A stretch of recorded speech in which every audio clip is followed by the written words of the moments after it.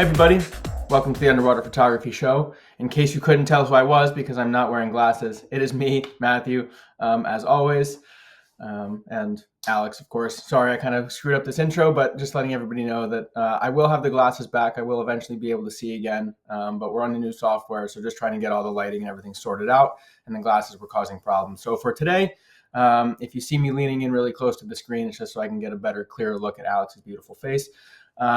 But today, the episode that we are doing is one that I think will probably be pretty popular amongst the general underwater photography community, not just specifically those people who are shooting like really high-end rigs.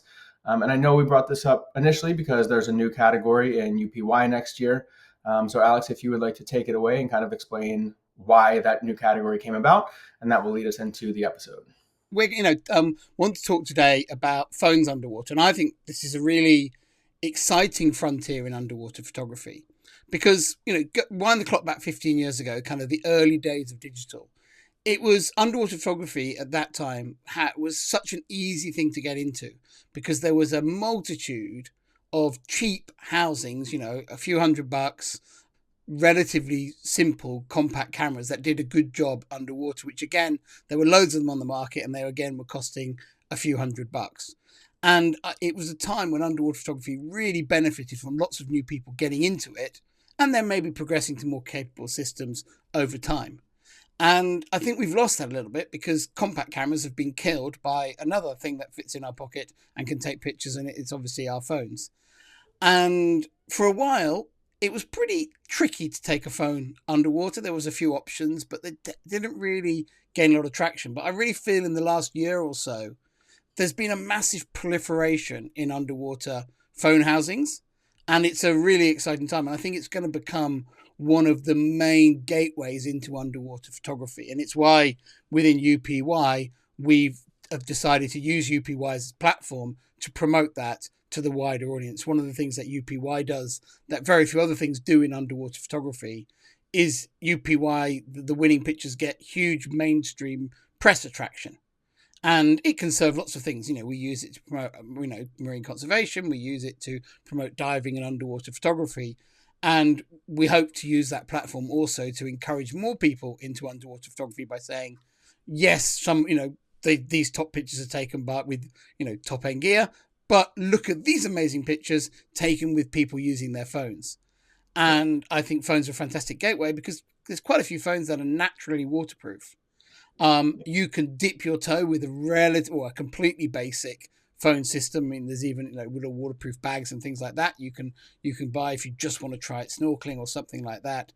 And then there's a variety of underwater housings which start again in that couple of $100 range and go up a little bit higher than that. And I think it creates a really interesting gateway, and hopefully it will get more people into underwater photography. So that's kind of with my UPY hat on, where I feel that phones are really valuable. I think the other thing I wanted to say at the start of this is you and I are not Mr. Phone Shooter underwater. We're a bit more at the higher end of gear in underwater photography, as those who watch the channel are well aware. So this isn't the place where we're going to say, well, this brand is the one to get and this one isn't. This is much more about saying, I guess, a little bit to our peers who, I don't know an underwater photographer who doesn't own a phone with a camera. But most of us don't take them underwater, and this is about saying, have a think about what's out there, and if you do take one underwater, please enter the pictures into UPY. It's free to enter in the phone category, certainly in this first year of running it. So that's really kind of our take for this episode, is a little bit about this whole idea, what you can do, a little bit that what I feel is important when looking at a phone housing, but I would add to that, I'm not the expert here. I know about underwater photography. I know what I want as an underwater photographer, but I haven't got the experience shooting a phone underwater to want to say, this is the brand, this is the route you should go down. Yeah. I was actually on a boat yesterday and the day before, or not the day before, but a couple of days ago. And by far the most popular, especially here in Florida, by far the most popular camera rig you see on boats, or even sometimes at places like Blue Heron, are phone housings. Because like you said, everybody has a phone, and compared to a housing for a high-end mirrorless or DSLR or something like that, a phone housing is much cheaper, even if it is a few $100s than out and then rigging up a whole mirrorless system. So it's understandable if people are looking to get into underwater photography. Like you said, compact cameras kind of don't exist anymore. So phones are often a good way to start. And it might end up snowballing in that people really enjoy it, and then it leads to higher and higher end gear.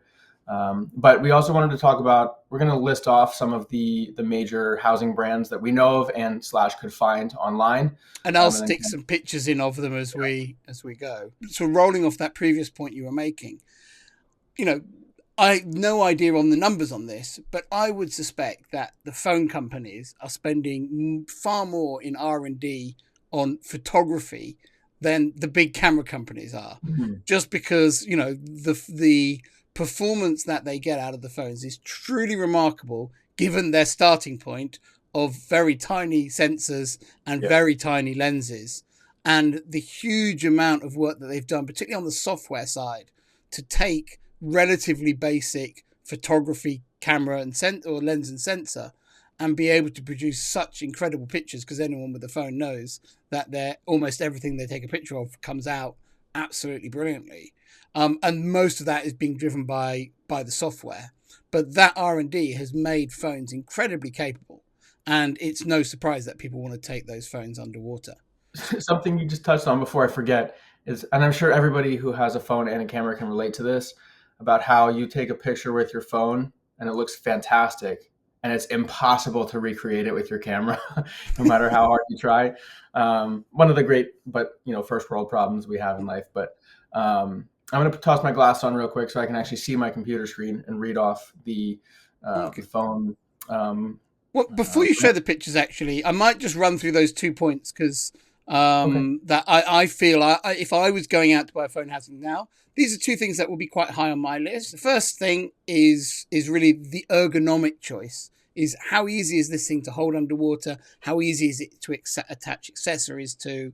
And that side of things, phones can be a bit of a bar of soap until you've got them in sort of the right sort of container. So that I think is really important. I think you want to, with these different systems, look at what accessories they've got to allow you to build that system into interesting directions. But the 2 big things for me is, one, my phone has got my life on it. Yes, it backs up to a cloud and that sort of thing. So if I lose the phone, it's not the end of the world. But in the short term, it is a right pain in the neck to lose your phone. I remember recently my friend's son stole his wife's phone early one morning, tried to unlock it so many times that the whole phone locked itself down. And the mess that caused to their life for a few days, was unbelievable. And all I would say is, the last thing you want is to be on the other side of the world and to lose your phone by taking it underwater. So for me, something that is very important with any phone housing is to have that reliability of build, that you can trust that it's going to keep the phone dry. And for a lot of the phones, the housings, that means maybe have a look at one with the vacuum system on. I think that becomes quite a big selling point for several of the brands. If they've got that vacuum system, it gives you that little bit of extra reassurance. You may have different views on that, but that's one thing for me. And then I think the other aspect of phone use underwater, which is absolutely central to how they work underwater, is the app side of things. A lot of the phone housings, because of the difficulty of making a touchscreen work through a housing, require you to use the app that's dedicatedly created by the housing's manufacturer. And that's actually one of the major costs. Actually, making the plastic boxes is only part of it. Creating these apps that will work with their interface in the plastic box is a really important part of getting the most out of phones. And I would say that the quality of those apps is as important as the quality of the housing. And you need to do your research to see who's got the best app at the moment, who is supporting it. So when you get a phone operating system upgrade and suddenly the app doesn't work anymore, that app will work. And just because you buy, say, a universal housing, will the app support carry on when the phone's changed and then suddenly the app doesn't work on the new phone because the interface is different? So just bear in mind that side of things. So the quality of the app and the kind of the future-proofness of the app. Does the company have a good history of updating stuff? Or actually does everyone moan for 6 months when, Apple or Samsung release a new operating system and it doesn't work anymore?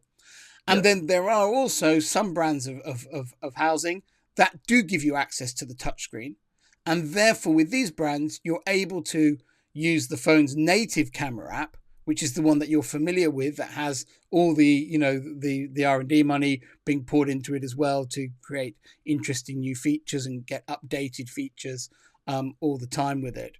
And that can be attractive. And also with access to the touchscreen, you can also buy third-party camera apps, and there are lots of specialist camera apps that give you even higher control over your camera than the standard ones. So those, I think, are two really important things to think about in them. Is, do you want access to the screen? And if so, that gives you some significant advantages. Or are you going to accept you can't access the screen and you're going to work through the housings interface and the manufacturer's app?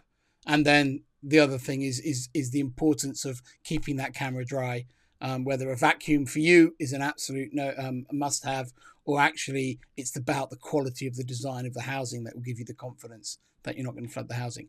So with that, I think it's a good time now to look at some of these beasties on here. So you're going to read them out, and I'm later on going to edit them in. So. But that's one thing I will touch on real quick is, like, there's no perfect phone housing really, because all of them have a compromise somewhere. Like you said, some of them have the touchscreen, but then they don't necessarily allow for a vacuum, and maybe the durability is a bit less. Some of them have really good durability to vacuum, but you're limited to using an app through Bluetooth. So the pros and cons to all of them, and like you said, it just comes down to what's most important to you. But I'll read off the main brands of underwater housing that. So Kraken, Sea Life, Oceanic. Everybody's probably familiar with those. They're kind of the big three for phone housings. They've all been around for a while. You can toss WeFind in there as well. I was going to say, certainly in the States, those three are really big, and many people will be familiar with those brands. And then Izota has recently released a phone housing, which looks really nice and really well built. Divolk, which has risen to fame because that is the housing that allows you to use your touchscreen. And then Sea Frogs, Joby, Dome Mare. I apologize if I'm butchering any of these, if any of the people who work at these companies are watching. Dome Mare and Landheim all have phone housings as well. And I think what's quite interesting in a couple of those is they're not really, Landheim and Joby's like make tripods and things, and obviously they've seen, they do camera accessories, but they've branched into this. And Landheim are like a land phone case company who've branched into underwater. Probably a lot of these pieces of gear are being made in the same factory in China, but it's quite interesting how this isn't like, you go to your classic underwater housing manufacturers. This tends to be more accessory companies that are making photo accessories for diving, or specialist underwater phone housing. It's quite interesting, the companies involved. I'm sorry, I've cut you off halfway through the list, but that's to give me time to drop some more pictures in. Yeah, no. So that was the list of the main ones we've come up with. And speaking for myself, the only ones that I really have any familiarity with, personally, in terms of use, are the Kraken and Divolk ones. I've had them both underwater, and I believe the Sea Life and Oceanic are similar to the Kraken housing. Those three require a Bluetooth app to function properly. So they're built really well. They allow a vacuum system. They have, they're differentiated by, very specific things. But in terms of their functionality, they all require an app. They all have a relatively good build. They do not allow use of the touchscreen. You can add trays and lights and all that kind of stuff. I will say for the Kraken housing, and perhaps Sea Life and Oceanic too, I'm not sure, they do allow use of certain third-party apps. So it isn't just, for Kraken, for example, it's not just the Kraken app you can use. There's one called Open Camera if you use a Samsung or something like that. And then there's Google Case Connector if you use Pixels, or whatever other Google phones there are, which do allow you to use your native camera apps as well. The Kraken app itself will work with those phones, but restricts the usage a bit. It's more geared towards like iOS, iPhone, that kind of operating system. I don't know about Sea Life and Oceanic, but I would imagine they have something similar, and perhaps Izota as well, because I don't think that's a touchscreen either. The Divolk for me is the one, if I was going to have a case underwater, I'd probably get that one because I don't need my phone to go to 300 feet like some of these other housings allow. And I like the idea of being able to use the actual touchscreen. And admittedly, my phone is super old, so it doesn't always work with some of these newer apps. And if I lose it, it's not the end of the world, just because I keep almost nothing on there anymore, just in I case. guess that's quite a good point, though, is that the camera quality on phones definitely goes up and up and up with every generation. And I think that if you are serious about wanting to get the most out of underwater photography with a phone, actually taking a new phone underwater is probably a good idea. Yeah, Because the picture quality, the image quality, the advancements in the lenses has been incredible in recent years. Um, I would also add that one of, or perhaps the biggest downside of using a phone for still photography, which is kind of what we're talking about here, underwater, is the difficulty of firing flash with phones underwater. Now, I'm aware that this is something that everyone is looking at trying to fix, either with a Bluetooth triggered flash, or maybe when the light lights up on the camera, it can trigger some sort of flash. And there are people trying to work on this, but there are unfortunately lots of different phones, and they all create their flash in different ways. But I do think that will get solved, because it does seem like this is a huge area of expansion in underwater photography. And yeah, everyone knows, well, if we could get flash, it would really make a massive difference yeah. to the photography. And I think that could be really interesting. Obviously, it's also challenging then to control the exposure from the flash, because you're dealing with a manual light source with a completely automatic camera, Yeah. which I think would be an interesting challenge. But I'm confident, given the demand, that they're going to find solutions to those problems. Clever engineers, hopefully can figure all that out. And I think that will really transform, phones from being able to take great photos of some things to be able to take great photos of everything. It's interesting what you just said about the phones being all automatic cameras, and I wonder what will come first, if they'll have manually controllable phone cameras or a flash system for using phones underwater with strobe. I would imagine it'll probably be the manual camera might come first, because that strikes me as, I mean, I know nothing about software engineering, Yeah, so no, I mean, I don't know if some of the apps already give you that sort of control. yeah.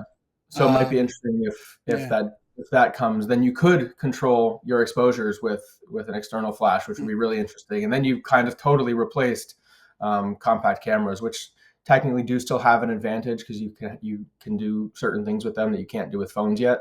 But that gap is shrinking more and more every day. Yeah, I would say as a closing comment from us is that if you are our normal audience, which are kind of the serious underwater photographers, enthusiasts out there, this is an opening frontier in underwater photography.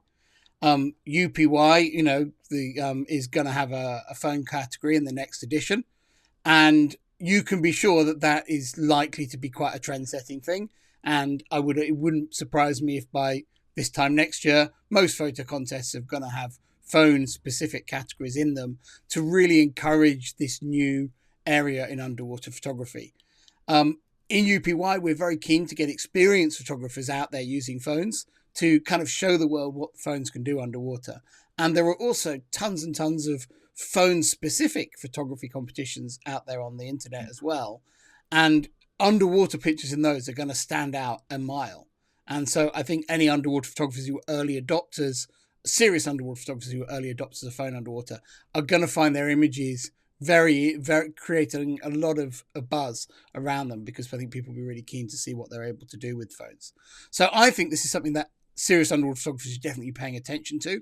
I think if you want to give yourself a fun little toy to try on the next trip, this could well be a great way to spend some money this year, because I think this is a really interesting area. Like I said, Matt and I have dabbled in this field but don't know it all. But hopefully this has given you some good guidance to get on with it. But I would encourage you to do that research carefully, because it's not, all the underwater housing phones are not created equally.